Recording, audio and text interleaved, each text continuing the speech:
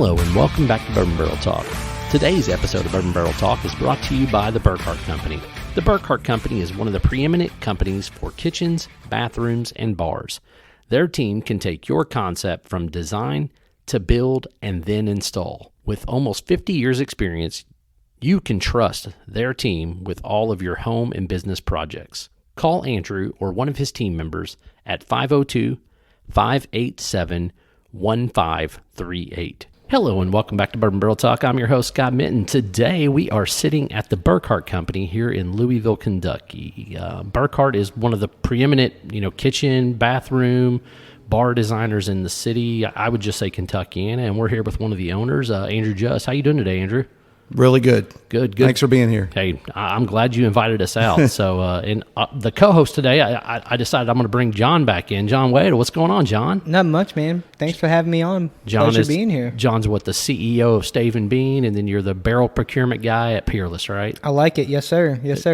Single barrel curator for Peerless. Procurement, curator. It's all the same thing. It's all the same daggone thing, That's right. So, anyways, so Andrew, hey, thanks for having us out. We're excited to be here. And I tell you, what really brought me here was I was flipping through Instagram 4 or 5 months ago, and I saw this, I'm going to call it a speakeasy that you guys designed. Literally, you push the little buttons and poof, the door opens, and boom, you open it up, and it's like this mega bourbon bunker that this dude has. And I don't know who did it, and I don't know if you can even talk about that or not, but tell us a little bit about, those type of projects and what other things you guys are doing here at Burkhart. Yeah, so when we took over in 2020, it was right when COVID hit and everyone got sent home. Our sales strategy before that was just face-to-face. And we ended up deciding we needed to revamp the site and do some Google AdWords. One of the things we did was we put in that we did bourbon bars because at Burkhart Company, being a custom woodworking shop, we can build anything. And we know that bourbon's popular, and we always, friends of mine are buying bourbon, and, they just lay it somewhere in their kitchen, bar area, and generally it's not very organized. So we had a couple people call us, this one guy in particular, and he said, come over, and we went over into his house, and he had bourbon on the floor in this room, and he had a lot. Guilty as charged. My wife literally just yelled at me I had 6 boxes of bourbon on my floor in my bar. Yeah, he had a private dealer, a bourbon dealer there, and he had Pappy and just, all kinds of stuff. And actually, my partner Nick went there first and came back, and he said, man, you have got to see this guy's collection. It's taken up a whole room. And so we designed it. We did what he wanted. We did it in oak. And it took up every wall, and it was in a hallway that had a door, and he wanted that hallway door to be a bookshelf. So when you walk down the hall, you just see a bookshelf, and then that bookshelf, behind the books, there's a key code, and you can type it in, and then you go in. And it's a secret room that's just now full of bourbon. There's a video of it on our Instagram. It's about 30 seconds. I don't know, maybe 45 seconds. It's really cool. Yeah, I posted it on our Instagram page as well, so that way people could check it out. Yeah, so that's the biggest one we've ever done. We're currently doing a wine cellar where we're using bourbon barrels that are cut in half, that are laying sideways on the wall. We do several smaller bourbon displays, but basically it's custom. We do it the way they want, and we have designers here that can help them. And it's just a lot of fun. We call them special or unique projects because it's different than just a kitchen or a bathroom that we normally would do. Right. And I know you got started in this, you were in the countertop business before you bought Burkhart, and you had some unique stuff there. But when I was walking through the showroom, I just saw some of the stuff that you guys do. It's just amazing, the craftsmanship and all that good stuff. Yeah, there was a lady here yesterday that brought her husband. Her husband didn't want to come, and they were doing a bathroom suite. And she said, hey, I brought my husband here. And I told him he had to come see this because this is art. What you guys do is art. Yeah. And I thought that she was really excited about the fact that we don't just buy boxes and we make everything, paint everything here. We make it by hand, and it's nice seeing people that understand that it's not just something that is bought in a box. You're making something by hand. It's really cool. And if anybody's ever been out to Jeb the Creed, you all did their table for them, right? In their We retail did space? we or did their bar? entire walk-in retail space. Super cool. Yeah, I've been Yep. out there several times. Thanks. Yeah. So we did the floating shelves, we did the bar, we did the countertops, the pour, which is a clear epoxy on this wood that's live edge. It's beautiful. So yeah, Jephthah Creed got a hold of us, and we did theirs, and it turned out really well. Nice. Yep. Gotcha. So now you said you've owned the business for 3 years. You guys have been in business for almost 50 years, though, right? Yeah, so I was a countertop guy since 2004, and Tom Burkhart, who owned Burkhart Company, bought all his countertops from me. Burkhart was a customer, and I loved Burkhart Company. So when I was on a sales call, I would come in and stay in here, and they would have to kind of kick me out. So I thought this was the coolest place in the world, and I went to Tom one day and I asked him if it was possible to buy buy the place and what his future goals were, and he said that's the plan. And I said, okay, well, what if we got some people together? Would it be possible? Would you be interested in selling it? And Tom's had it since '77, Right. so he had the building, beautiful building. It's on the national list of historic places, and it took us from middle of 2019 all the way to 2020 to get the deal done. There's several of us involved, but it was great because for me, I'm a fan of Burkhart Company first. That's what I always tell everybody. I like Burkhart Company. Before I owned it, I was a fan. I thought they were a great company, and I enjoy what they do. So it hasn't really been work for me as much as it's been fun. It has been a very big challenge though, because the industry has kind of changed since COVID. Right. It's harder. Things are harder. No, I understand 100% where you're coming from. When I sit down with other owners, now I will say, granted, most of my liquor guys and things like that, they're like, dude, business is booming, right? But that's the one thing about liquor and bourbon and things like that is it sells when bad times are good and it sells when its times are bad. So yeah, we are actually as busy as we have ever been, and it's pushing our lead times out a little bit. We have a commitment to 14 to 16 weeks of completion after a design is done, and we try to stick to that, which I have heard in the industry that's still good. There's other cabinet companies that are 25, 27, 30, sometimes 50 weeks. Wow. So we feel like our dates are good, and we try to hold.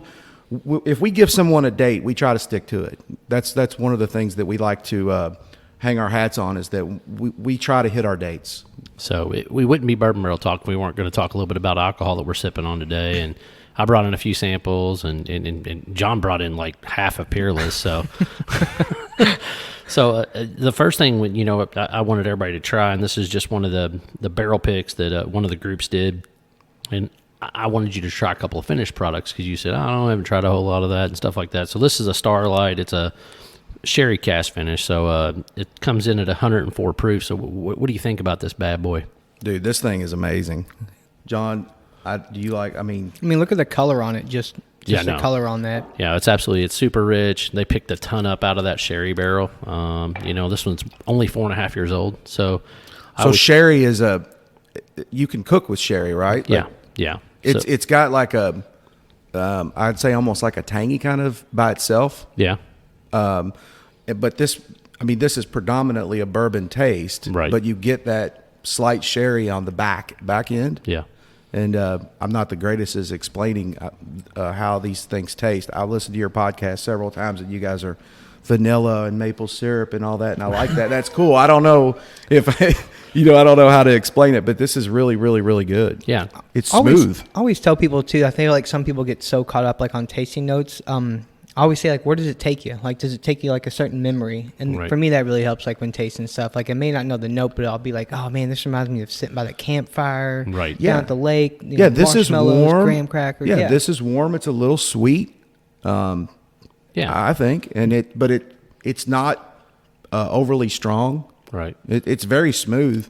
If you like something that's got that like kind of little slight wine, but not too predominantly wine tasting. Right. It's in it, and it's really, really good. Yeah. To me, it just really, really mellows out some of the rye spice that typically comes through on some of their high rye bourbons, and it just melds real well. I get a little bit of caramel But I mainly am getting, those like that dark fruit, like fig or cherry or.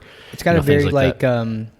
dark kind of like complexity to it, the dark cherry, but also like the mouthfeel on there is fantastic. Oh no, 100%. Yeah, I agree, and it's not spice. You're right. It's not. The spice isn't there. It's warm. That's the first word. If you could say rich, I think it has like a rich mouthfeel to it. Yeah.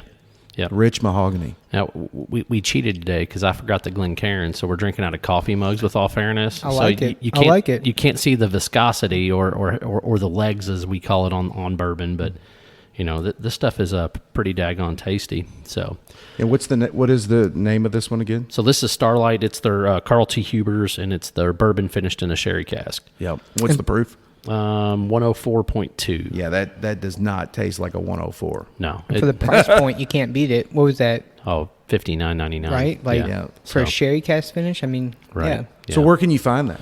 So typically they'll do some distillery releases, so you can actually drive out there and get them at that. But this is an actual barrel pick. So like a group came in, and that's what John does at Peerless. Is a group comes in, they buy the entire barrel, and then they take it back to their club or to their liquor store or whatever, and then they sell it to their customers. So a barrel pick gives you a little bit more uniqueness as far as that goes. It's a fantastic thing. I love just the whole idea about it. Yeah.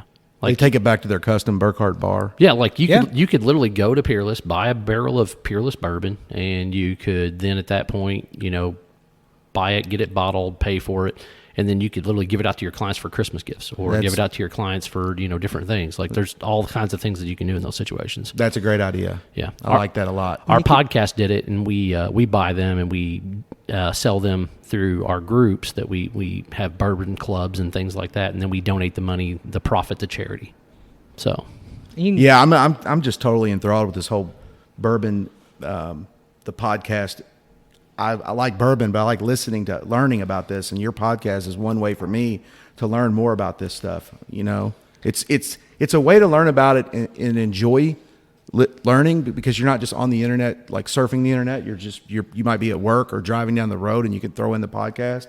And you got all of them I've listened to. I loved every one of them. So if you ever need any barrels, man, I got another company. I'll sell you some barrels cheap just for when I'm done using. If you ever need them to work with or do any projects with, or just want to mess around with them. yeah, definitely. So along with bathrooms and kitchens and bars, you guys also do like custom shutters for like windows and things like that. Could you tell us a little bit more about that? Yeah, that's right. So behind me in our showroom, and we're open from 8 to 4 public, Monday through Friday. So if anybody wants to come down, but behind me is a brick wall with 4 windows, shutters covering all the windows, and we make an interior shutter that's made in the United States. It's wood, and I mean, there's several good things about that. Is the fact that most companies that are doing shutters are getting them from China. We don't. We make them here, and we can paint them in any color because we have spray rooms. So if you say white, a lot of people would say if they want their shutters, they get them white. We actually go up beyond that. We match their trim. So if they have a white dove or some type of Sherwin-Williams paint that they've used in their house, then they want their shutters to be white, but we actually match their trim or match whatever color that they want. And that's kind of a big deal. It's not 100%. That's when you see the deal. trim that's kind of an almond color or a little off white, and then you have shutters that are bright white. It's not the same, but we match it. We can also do any color shutter. We do some stain shutters. We're doing a stain shutter job right now, which I think are really neat. It's just like these are going to be like a walnut stain. But it's nice to have a dark shutter in certain rooms. Yep. But our shutters are all custom. We measure every single window. And it's about, I'd say the shutters are about 20% of our business.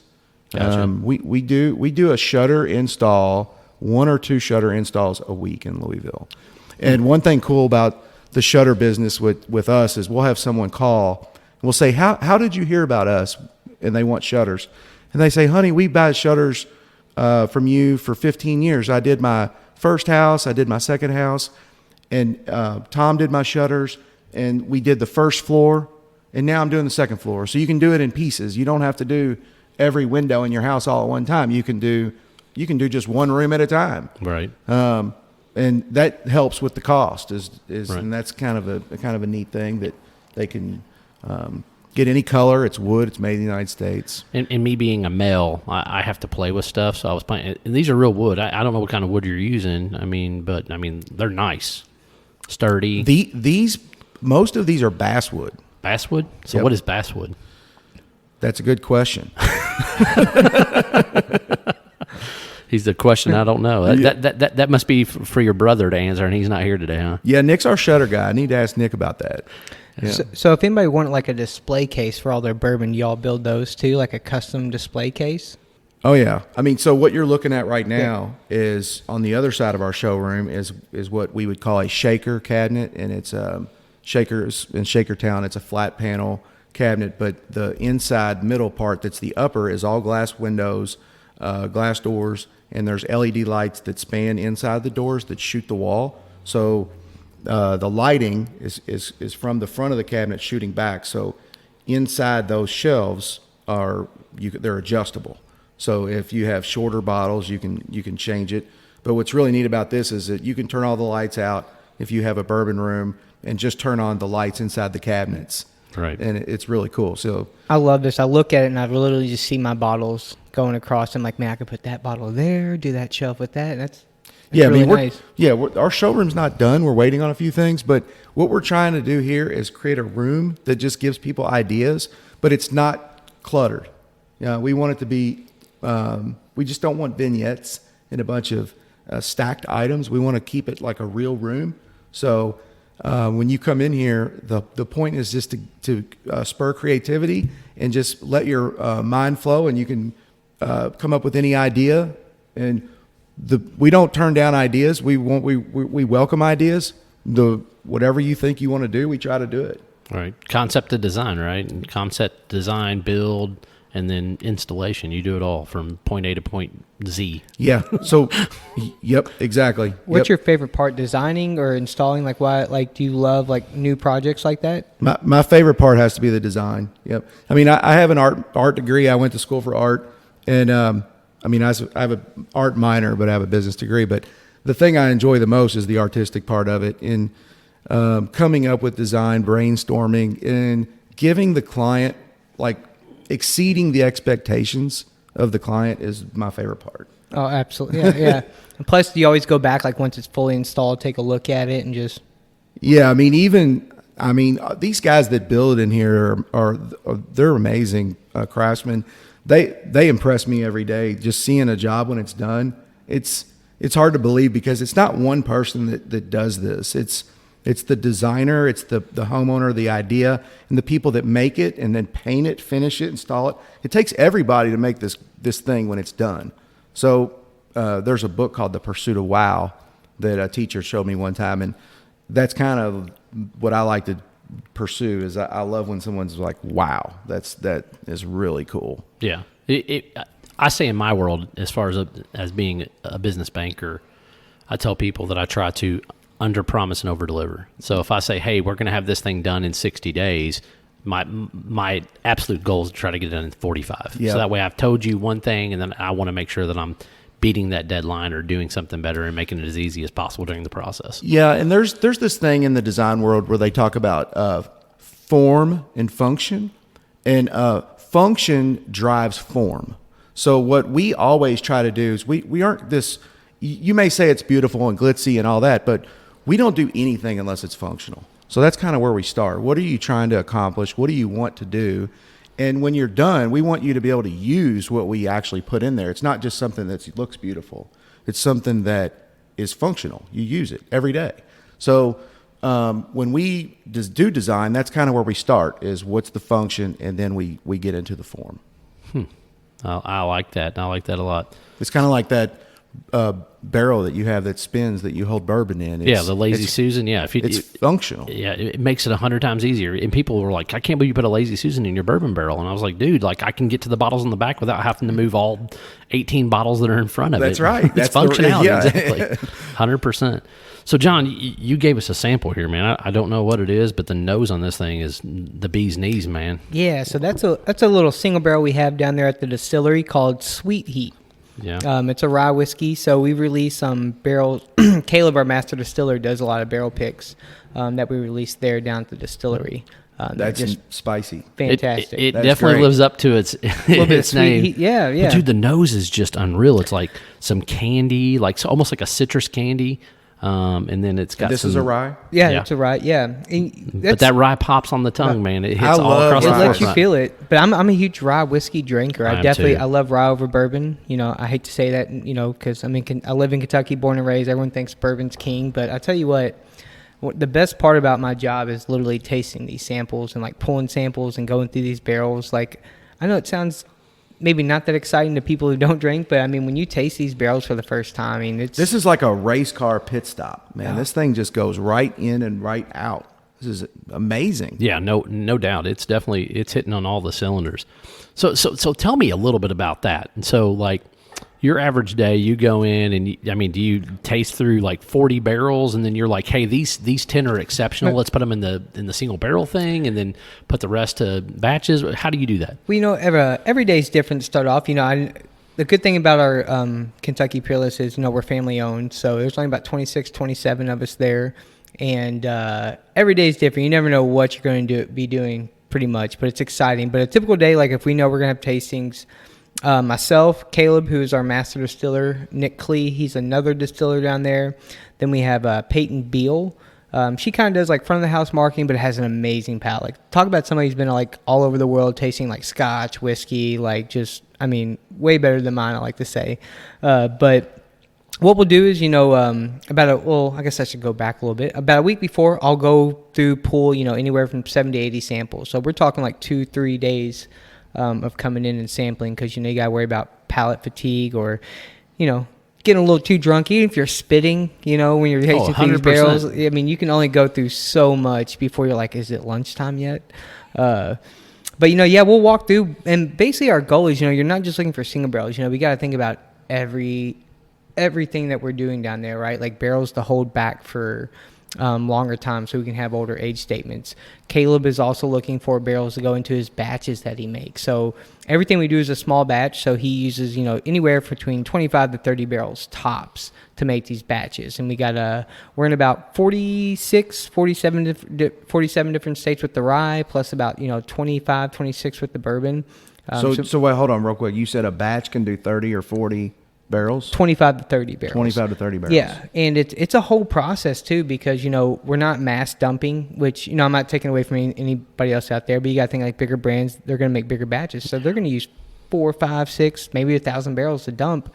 So you can afford to let some little ones squeak through there that maybe not be the best, but when you're using such few barrels, every barrel that you put in a batch is a role player. So we have to be very selective. And we only do 100 barrel picks every year. So we do 50 rye and 50 bourbon. And that's it, which is very small considering our distribution size, I like to think. Where are you guys located? Right off 10th and Main, right in downtown Louisville, just a block up from the Louisville Slugger Museum, if anybody knows where that is. Yeah, right across from the Louisville Slugger. Yep. Yeah. So 30 to 35. So and refresh my memory, is all of yours barrel strength? Yeah, everything we do is barrel strength too. So as well. your small Yeah. batches are even barrel strength, right? Yeah, Okay. so every proof, every small batch, every single barrel, they're all different proofs. We don't have a set proof. We come off the still around 130, 131 proof, somewhere around there, but then we'll take everything down to 107 and then put in the barrels and let it age. Because I like to think our water becomes an ingredient. It's not a dilution at that point, right? Water's a little bit more soluble. It's going to help go inside, extract all that flavoring, all that coloring. So when we go to dump and process these barrels, we don't chill filter. We don't charcoal filter. We do the bare minimum to this whiskey after it's aging. So you're lowering the proof before it enters the barrel. Mm-hmm. Yeah, we take it down to 107. A little bit low barrel entry proof, which, it's crazy. Our latest single barrel that we did came out at 120 proof. Wow, so it picked up a lot of heat. Yeah, and we use single-story rick housing, so it's not even like we have those 5, 6 floors. Right. We keep everything on one floor, and we go 5 to 6 high in them. We don't rotate. We don't temperature control.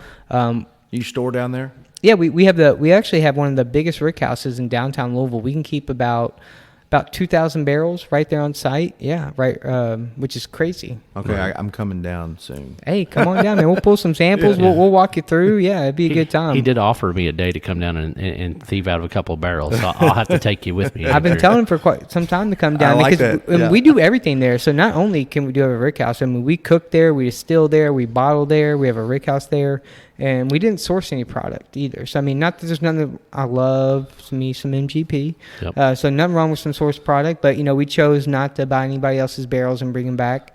We wanted to make sure people knew that whatever you got from us, we made it right here. That's great.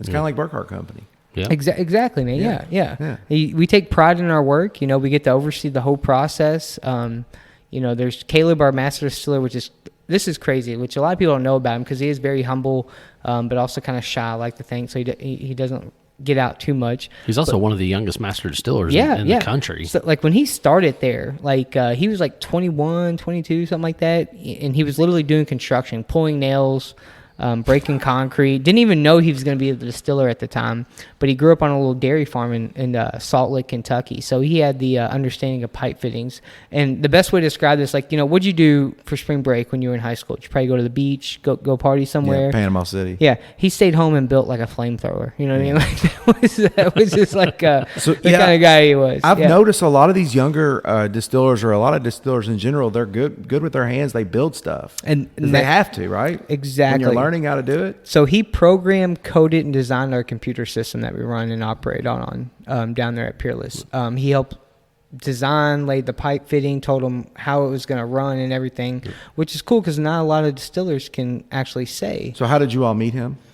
So when he was going to college, he fell in love with the science side of things, right? Like he didn't even really drink. His biggest fear was, did he have the palate for it? But he was lucky enough to get under Randy Allen, who helps run like Moonshine U and do things like that. So Randy actually connected him with Corky and Carson Taylor because he's like, hey, I know you want to go to a big distillery, but I think you should really meet these people and kind of start from the ground floor to really understand everything. So he started there just as construction. Like I said, no security of like, hey, I'm going to run this distillery or anything like that. But when it came to talk shop, right, they were bringing in these like pipe layers and things, and Kay was like, well, no, you don't want to run this boiler system. Like, we need to have this boiler system if you're trying to pump this many gallons.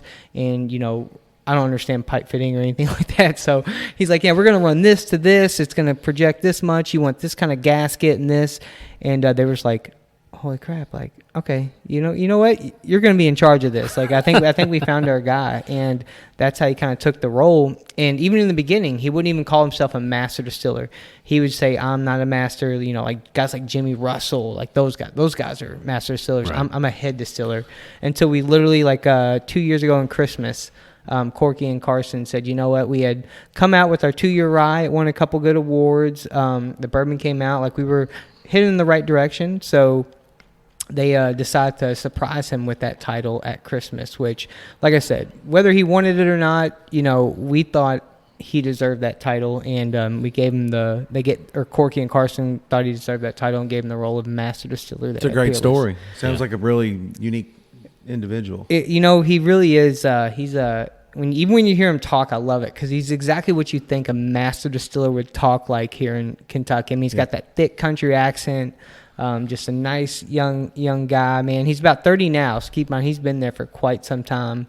Married, got a kid on the way. He's just living the dream, man. Living the dream. He's not living the dream anymore if he's got a kid on the way. He's going to be missing some sleep. Hey, I was going to ask you about that bottle over there that has the Peerless label on it. That's the one that I've seen in stores, right? Yeah. So the great thing about we have our small batch rye, small batch bourbon, but that one is, when people come in, they can actually do a barrel pick. So, pick your own private barrel. And that's one I did for a good friends of mine in Louisiana. So that pick was done for the New Orleans Bourbon Festival. It's a nonprofit. They help raise money. Tracy Napolitano and Corey Welsh kind of help run that and put that on, and they do a great job. And if you've never been to New Orleans Bourbon Festival, it is one of the best bourbon festivals I've ever been to. I've been to Jazz Fest, but I haven't been to the bourbon festival. I was going to go at the end of April, but didn't get a chance. But I hear Jazz Fest is the place to be down there in New Orleans. But that's one of their private barrel picks. So the way it works is, when they want to come in, they want to buy their own private barrel. I'll go through, find, different samples to put in front of them and let them come in and kind of get a feel for what they like, what they don't like. And the whole purpose is this is just to find a barrel that they truly love, that is unique to their profile, unique to what they're looking for in a rye. I love this classic label. So that's the original label. So, Yeah. Corky's great-grandfather started it back in 1889 in Henderson, Kentucky. We shut down during Prohibition, and it wasn't like 100 years later that Corky decided to get back in the family business. But we started the distillery in Louisville rather than Henderson. And yeah, they tried the bottle design Carson did. That's based off our doubler. And then that was the original label design for when his great-grandfather had it. Yeah, it's got that classic, It does. 70s, 60s, 70s, like it hasn't been changed in Right. 50 or 60 years look. It's such a good design. Like, I think Yeah. they killed on the bottle, which That was my big thing. The bottle alone, like it's just the idiosyncrasies that go into that bottle, and like all the things you were talking about. The fact that what did it say on the bottom, if I remember correctly? Like, on the bottom of the Yeah, bottle, the bottom of the bottle. It even has our address. yeah, it has the address on the bottom of the bottle. Like there's just the attention to detail that went into that bottle alone was just phenomenal. So And we got a real cork with a nice heavy top, and which is crazy. If you're a bourbon fan out there, our DSP number is 50. Which, if you're not familiar with that, think about this. It stands for Distilled Spirits Plant, Kentucky, and then of course number 50. So when you open up your distillery, the government issues you a number. It's your federal ID number. Well, Corky was very lucky enough to be the actual first one in government history to go back and get a family's original DSP number. So that was the number his great-grandfather got. And the reason that was so important, think about Maker's Mark. They're 444. Wild Turkey's like 139. Buffalo Trace, 113, 116, somewhere around there. So, they've been around for a very long time. If he wouldn't have got that number back, they were going to issue us like DSP 20,000, like in 33 or something. I mean, just think, like, not nearly impressive. as DSP 50. As DSP 50. Yeah. So, yeah, absolutely. So I think it's a good marriage when you look at what Peerless does from, bottle design, history, heritage to what Burkhart's doing, with all the things that when the business started in 1977, Tom went out, started building custom stuff, things to that nature. And when you guys bought it, you've been able to, kind of carry that torch into the 21st century, I guess I would say with that. Yeah, I mean, I made it clear to Tom that I loved what he did, and I was, obviously a fan of Burkhart Company, but we didn't have any intent in changing what the essence of the company is. We just wanted to grow it. Most people in Louisville, they haven't heard of Burkhart Company, but if you talk to a builder or like a high-end remodeler or a designer or an architect, decorators, they know in the industry, they know Burkhart Company. Yeah. But outside of that, it's not known in the public very well. But if you go to do your kitchen and you go to a decorator or designer and you say, hey, I want a new kitchen, which a lot of people today, I mean, that's a new kitchen's a big deal. Yeah. 20 to 50,000. I mean, yeah. Yeah, and well, the thing is about new kitchens too is people are spending more time in their kitchens than ever before. It's not just some place you go in and cook. They're making them bigger. They're more open. They have islands. Generally, they have a view into the living room. You can see the TV. Right. So if you have people over and you enjoy company and you enjoy socializing with people or even your family, you don't want a crowded kitchen. You want things open, and you want to be able to say. You want the traffic flow to be correct, and you want the spacing to be correct, and that's when it goes back to what I was saying before about functionality. You want to take all that into consideration. Is well, when I have a party and we have 20 or 30 people over for Thanksgiving or Christmas or whatever, this is how I want this to be. And with more and more people coming into their kitchens and making it a space to spend time in. That's different than the way kitchens were designed just 25, 35 years ago. yeah. It's the centerpiece of your home now. It really is. Yep. Yeah, it used to be crazy, right? Like the kitchen used to be like, you used to have doors on it, right? Like the swinging doors, like no one goes in the kitchen. That's Right. where you go to cook and everyone comes out. Where now you're like, no, I want to have people over and I want to cook, be able to drink with them, sit outside, watch, or or Yeah. sit Look there. at the 80s and 90s, they had pass-throughs just because they didn't want anybody to be in the kitchen. Like that's where the mess is. That's what Well, this you know is. what they say, what kind of spurred all that was the growth in technology within the appliances. So the appliances got so good that people would basically, they became showpieces. These Wolf ranges, beautiful 48-inch gas ranges, huge cabinet depth panel ready refrigerators where you don't even see your refrigerator. You don't even know where it is because it's covered. It's built in with your cabinetry. It is. Yeah. And so the design was able to be manipulated and changed to where you can hide things.